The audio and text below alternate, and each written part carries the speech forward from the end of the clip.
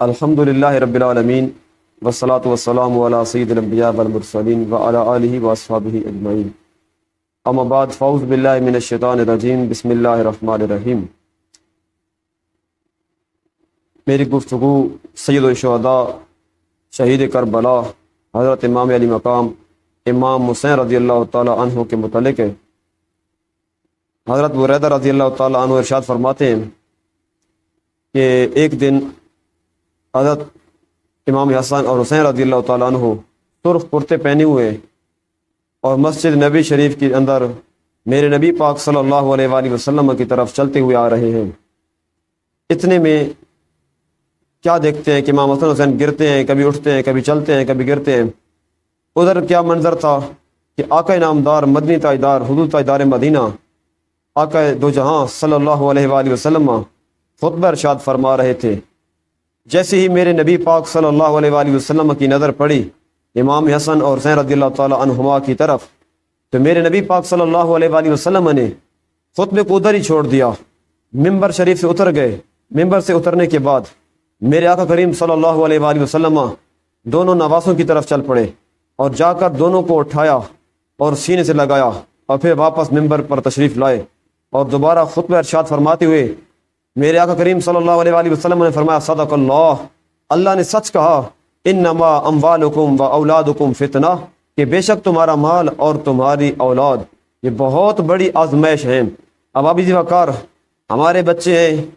ان کی پرورش ہم کرتے ہیں، تربیت کرتے ہیں، تو کیسی تربیت ہوتی ہے، لیکن قربان جاؤں امام حسن اور امام حسین رضی اللہ تعالیٰ عنہ کی تربیت پر کہ جو بچے ہیں جیسے چلنے کے قابل ہوئے تو مسجد نبی کے اندر چلے ہیں، اور چلے ہیں تو آقا نامدار مدنی تاجدار سرور کائنات حضور صلی اللہ علیہ وآلہ وسلم کی طرف چلے ہیں۔ اور ان کی شان اور عظمت دیکھیے کہ میرے آقا کریم صلی اللہ علیہ وآلہ وسلم نے خطبہ کا چھوڑ دیا، خطبہ ادھر ہی روک دیا اور چلتے ہوئے جا کے دونوں شہزادوں کو اٹھا کے سینے سے لگا کے پھر کہتے ہیں کہ میرے رب نے سچ فرمایا کہ اولاد بھی آزمائش ہے، مال بھی آزمائش ہے۔ اب دیکھنا یہ ہے کہ اس اولاد اور مال کی آزمائش کے اندر میرے اللہ کے فرمان کے مطابق تم کیسے کامیاب ہوتے ہو۔ اب ابھی وقار حضرت اسامہ بن زید رضی اللہ تعالیٰ عنہ فرماتے ہیں کہ ایک دن میں کسی کام کے لیے میں نبی پاک صلی اللہ علیہ وآلہ وسلم کے پاس حاضر ہوا، آپ کی خدمت اکثر میں جیسے میں حاضر ہوا تو کیا دیکھتا ہوں کہ آقا نامدار حضور تاجدار مدینہ جناب امام الانبیاء حضور نبی کریم صلی اللہ علیہ وآلہ وسلم نے چادر لپیٹی ہوئی ہے، اس چادر کے اندر کچھ لپیٹا ہوا اور بھی ہے، جو میں دیکھتا رہ گیا، میں حیران ہو گیا، میری نگاہیں تعجب کے اندر ڈوبی ہوئی ہیں اور مجھے پتہ نہیں چل رہا کہ چادر کے اندر کالی کمری کے اندر میرے آقا نے کیا لپیٹا ہوا ہے۔ خیر بہرحال میں سوچتا رہا اور میں آقا کریم صلی اللہ علیہ وآلہ وسلم کے جس کام کے لیے آیا تھا اس کام کے لیے بیٹھ گیا، اور بار بار میں یہی سوچتا رہا، یہی دیکھتا رہا کہ میرے آقا نے اس چادر کے اندر کیا چھپایا ہوا ہے، میرے آقا نے اس چادر کے اندر کس چیز کو لپیٹا ہوا ہے، میرے آقا کے دامن میں کیا چیز ہے۔ میں یہ دیکھتا رہا لیکن فیصلہ نہ کر سکا، اور جب میں اپنی حاجت سے فارغ ہوا تو میں نے ہاتھ جوڑ کے عرض کیا، اے آقا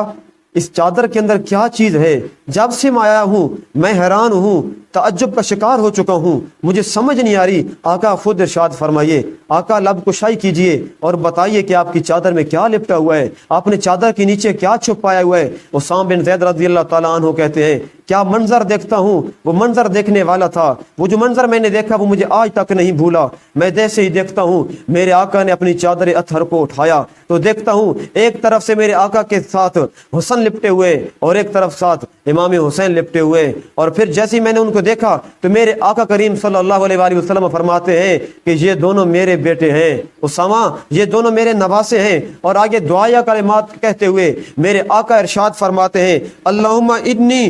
احبہما، اے اللہ میں ان دونوں نواسوں سے حسن سے اور حسین سے پیار کرتا ہوں، فاحبہما، اے اللہ تو بھی ان دونوں سے پیار کر، اے اللہ میں ان دونوں سے محبت کرتا ہوں، اے اللہ تو بھی ان دونوں سے محبت کر۔ اور مزے کی بات ہے میرے آقا نے آگے کیا دعا ارشاد فرمائی، فرماتے ہیں وَأَحِبَّ مَن يُحِبُّهُمَا، اے اللہ جو میرے حسن سے محبت کرے، جو میرے حسین سے محبت کرے، اے اللہ تو اس سے بھی محبت کر۔ اب آپ بھی وقار توجہ کیجئے، سمجھیے، اللہ کی محبت کو پانے کے لیے امام حسن اور حسین سے محبت کرنی پڑے گی، کیونکہ میرے آقا نے دعا دی ہے کہ اے اللہ میں ان سے پیار کرتا ہوں، تو ان سے بھی پیار کر، اور جو میرے ان دونوں نواسوں سے پیار کرے گا تو ان سے بھی پیار کر۔ اب آپ بھی وقار، سامعین دی وقار، ناظرین کرام، یہ سوچنے والی باتیں ہیں، یہ سمجھنے والی باتیں ہیں۔ محبت الہی کے ہم دعوے کر بیٹھتے ہیں، کیا ہمیں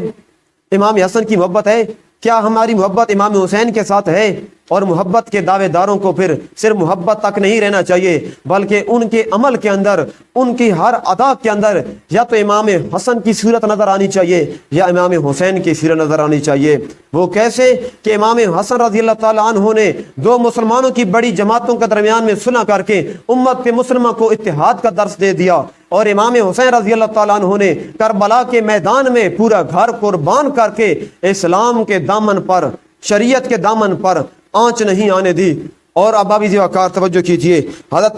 عبد الرحمن فرماتے ہیں ایک دفعہ حضرت عبداللہ بن عمر کے پاس حج کے موقع پر ایک عراقی شخص نے مسئلہ پوچھ لیا کہ اے عبداللہ، کیا حالت احرام کے اندر اگر بندہ کوئی مکھی مار بیٹھے تو اس کا کفارہ کیا ہوگا؟ عبداللہ بن عمر رضی اللہ تعالیٰ عنہ غصے میں آ گئے، جلال میں آ گئے، چہرے کی رنگت متغیر ہو گئی، اور فرماتے ہیں او عراقیو، تم مجھ سے مکھی کا کفارہ پوچھتے ہو، جبکہ تمہاری سرزمین کے اوپر میرے نبی کا پیارا نواسا امام علی مقام امام حسین رضی اللہ تعالیٰ عنہ شہید کر دیا گیا، تم نے اس کا تو کفارہ نہیں پوچھا۔ آگے فرماتے ہیں کہ سنتے ہو، جانتے ہو کہ وہ کون سے نواسے تھے؟ فرمایا کیا کون سے تھے؟ امام عبداللہ بن عمر فرماتے ہیں کہ میرے آقا کریم صلی اللہ علیہ وآلہ وسلم نے فرمایا ان الحسن والحسین